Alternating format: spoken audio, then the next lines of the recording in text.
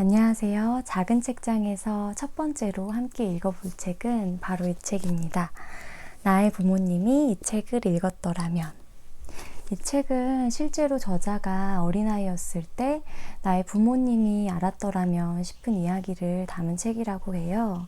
저자는 필리파 페리라는 영국의 20년 넘는 오랜 경력을 가지신 심리치료사의 책입니다. 그분이 TV나 라디오를 진행하시기도 하고 좀 다방면의 활동을 많이 하시는 분이시더라고요. 그래서 그런지 글이 굉장히 좀 편안하면서 명확하다는 느낌을 받았어요.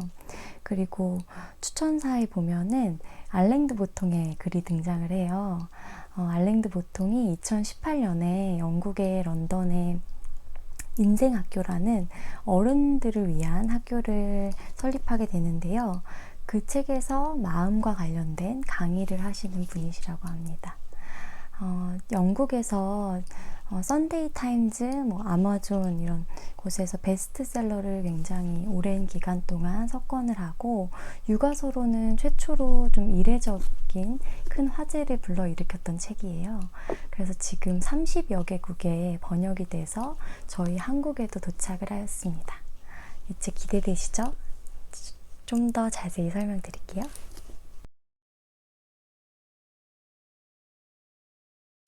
이 책은 육아서가 아니다 라는 말로 시작을 하는데요.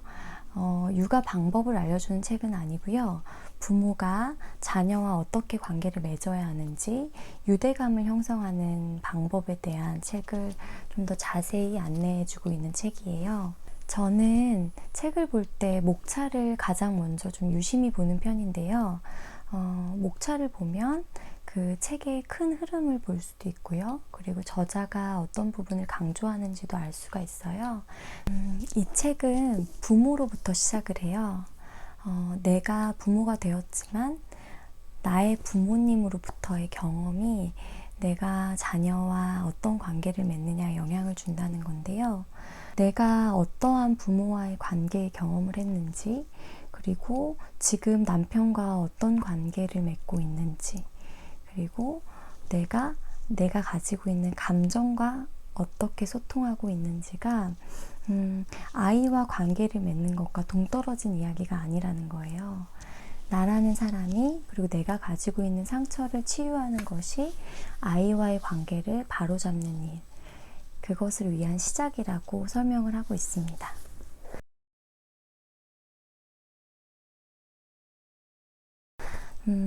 이 책을 어떤 분들께 추천을 드릴까 좀 생각을 해봤는데요. 가장 추천드리고 싶은 분들은 아직 이제 아이를 낳지 않고 아이를 준비하고 계시는 예비 부모님들이세요. 왜냐하면 이 책에서 제가 유심히 봤던 부분이 아이와의 관계를 설명할 때 임신기부터 시작을 한다는 거예요.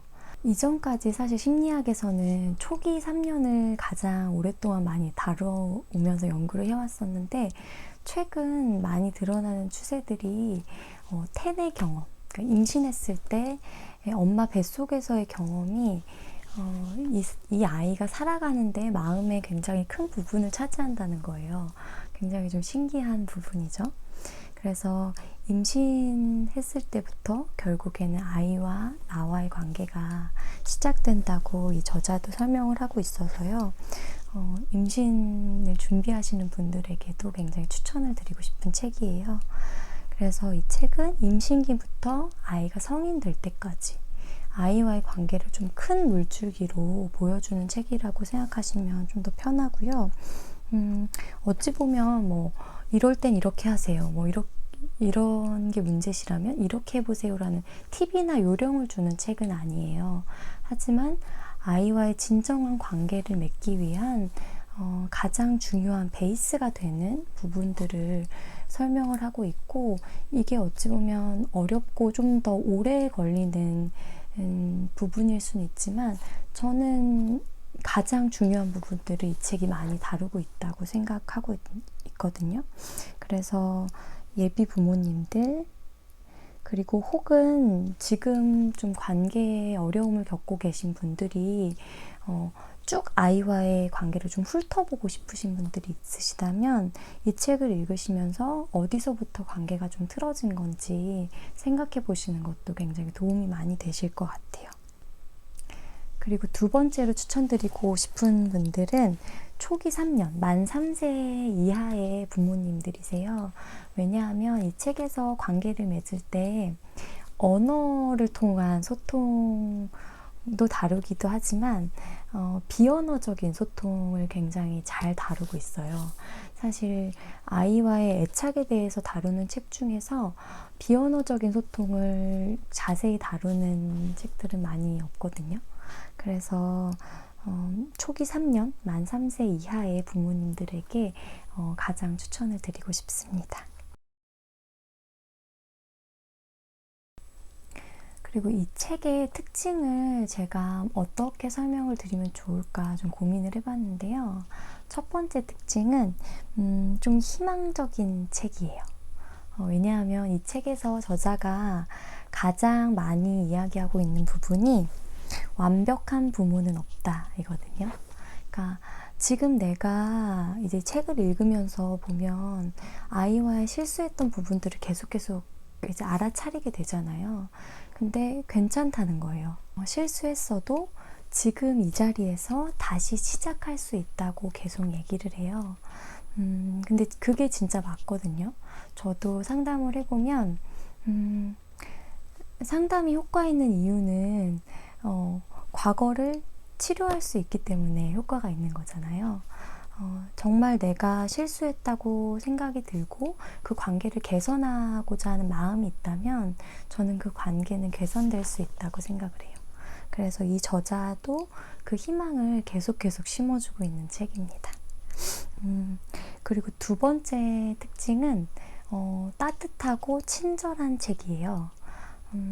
상담을 하시는 분이 써서인지 글에서 주는 느낌이 굉장히 따뜻하고요. 그리고 설명을 하실 때 항상 사례를 가지고 와서 설명을 해주세요. 근데 그 사례를 다루는 방법의 특징이 굉장히 좋다고 저는 생각을 했는데, 보통 이제 상담 관련한 책들을 보면 문제 상황에 대한 사례들이 자주 나와요. 근데 이 책은 그 사례에 나오는 주인공이 그 어려움을 어떻게 극복했느냐가 굉장히 자세히 적혀 있어요. 그래서 사례를 읽으시다 보면 굉장한 중요한 팁, 내가 도전해보고 싶어하는 그 변화 지점을 만나실 수 있거든요. 그래서 이렇게 말씀드리고 싶어요. 사례 속에 답이 있다고. 그래서 사례를 좀 유심히 읽어보시기를 추천드립니다. 좀 자세한 이야기는 사실 제가 다음 영상들에서 챕터별로 다룰 거라서 이쯤 책에 대한 소개를 마무리하려고 하는데요. 제가 이 책을 다 읽고 나서 딱 이제 책을 덮고 남편한테 했던 첫 마디가 뭐였냐면, 이 책은 버릴 것이 없는 책이다 라고 얘기를 했어요. 뒤에 저자가 참고했던 책 목록들까지 저는 다 찾아가서 읽고 싶을 정도로 마음에 드는 책이었고, 저의 육아 철학과 굉장히 비슷하고 공감이 가는 책이었던 것 같아요. 그래서 정말 아이와 진정한 소통, 진정한 유대감을 맺고 싶어 하시는 분들이라면 꼭 읽어보셨으면 좋겠어요.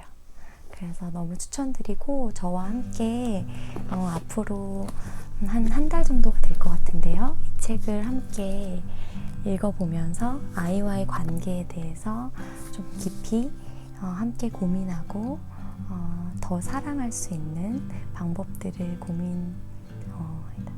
찾아봤으면 좋겠습니다. 다음 영상에서 만나요.